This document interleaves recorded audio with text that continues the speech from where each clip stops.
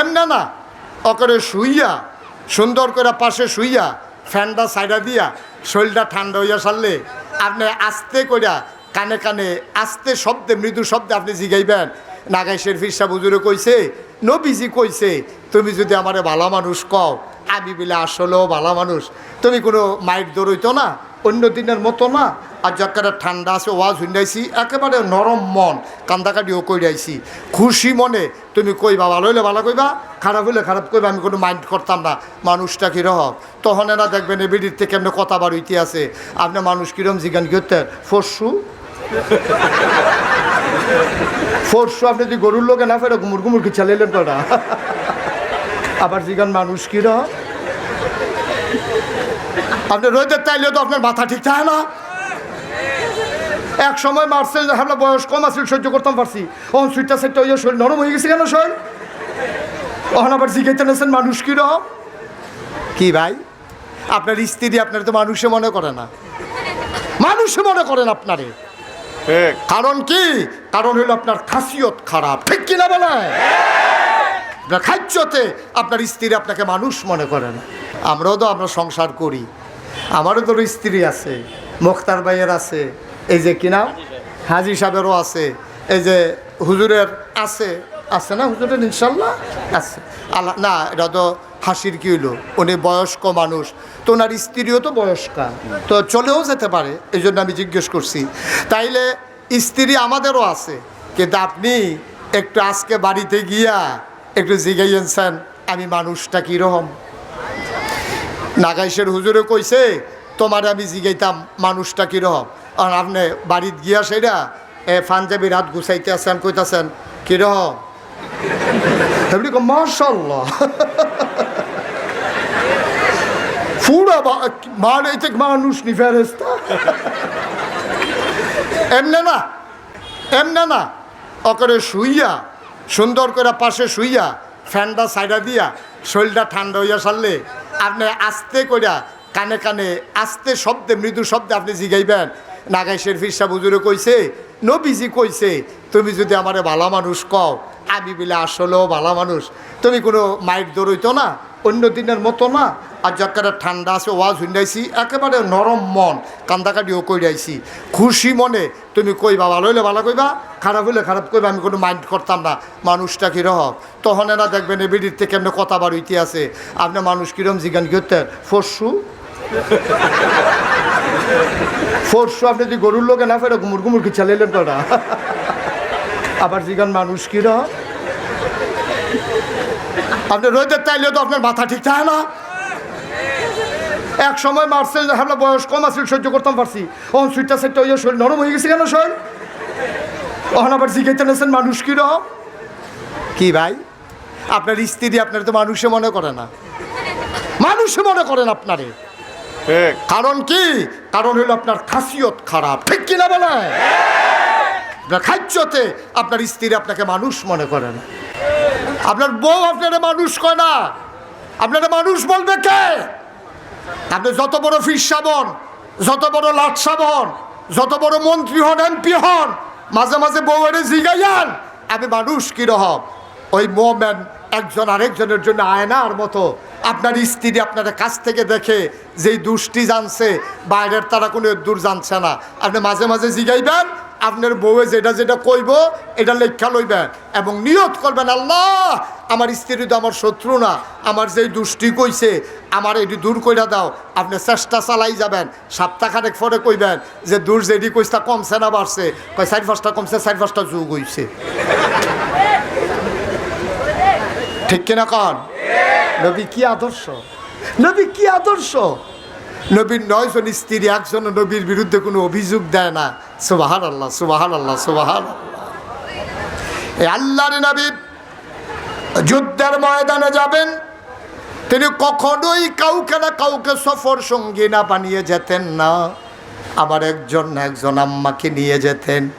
এখন 9 জনের ভিতরে কারে নেবেন? নবীজি আবার লটারি দিতেন, যার নাম উঠত তিনি তাকে নিয়ে রওনা করতেন।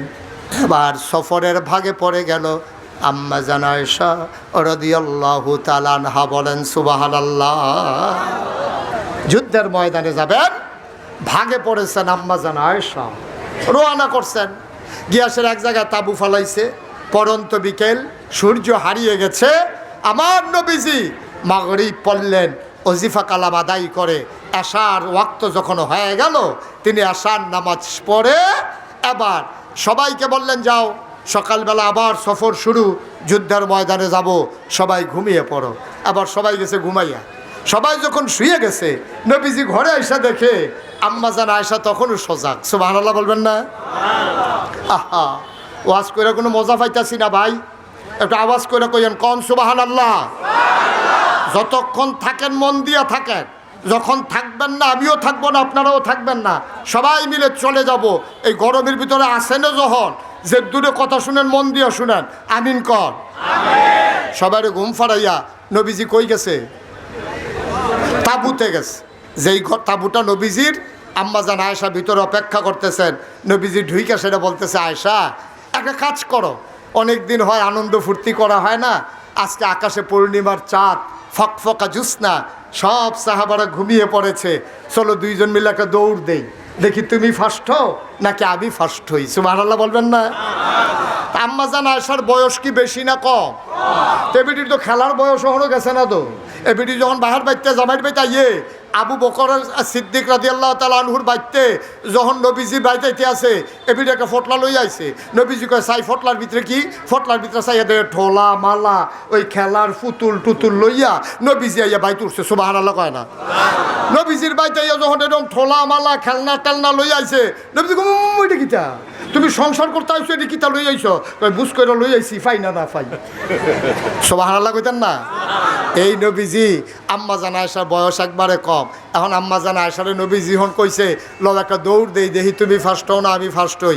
এই কথা বলার পরে আম্মাজান খুশি কি বেজান না খুশি? আম্মাজান আয়েশা কি বেজান না খুশি?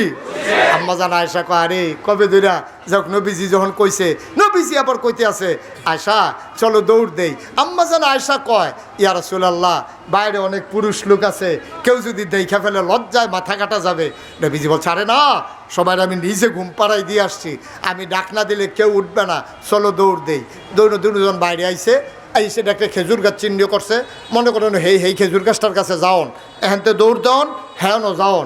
দুইজন সোজা করে দাঁড়াইছে, বিসমিল্লাহ, রেডি 1 2 3 কইয়া দৌড় দিছে। আম্মাজান আয়েশা কয়, আমার শরীরটা ছিল পাতলা, নতুন বিয়ে হয়েছে তো, এখন আমি তো মোটা কাটা হই নাই, আমার শরীরটা ছিল চিকন। আমি যখন ওইটা দৌড় দিছি, চোখের পলকে নবীর আগে আমি ওই খাইনে পৌঁছে গেছি। সুবহানাল্লাহ কয় না? এই জায়গাটা যে সুবহানাল্লাহ কোন লাগবে, আমি হিয়াই দেওয়ান লাগবো আপনারা রে, চারটে ভালো জায়গা পাইবেন কো সুবহানাল্লাহ কোনের লেগে আপনারা।